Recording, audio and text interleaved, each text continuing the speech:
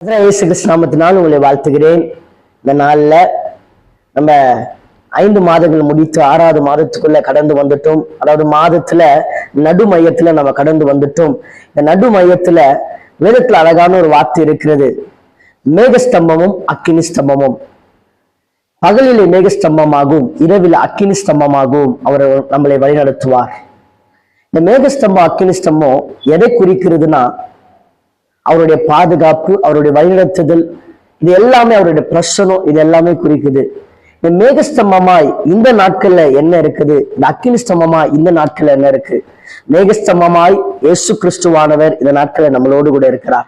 ஏன்னா வானத்துல இருந்து இறங்கி வந்தவர், அந்த வானத்துல இருந்து நம்ம அண்ணாந்து பார்த்து பல காரியங்கள் கேட்கும் பொழுது நமக்காக கிரியை செய்கிற தேவனா இருக்கிறார். நமக்காக அவர் எல்லாவற்றையும் செய்து முடிக்கிறவரா இருக்கிறார். அக்கினி ஸ்தம்பமாய் பரிசுத்த ஆவியானவர் நமக்குள்ள இருக்கிறாருங்க.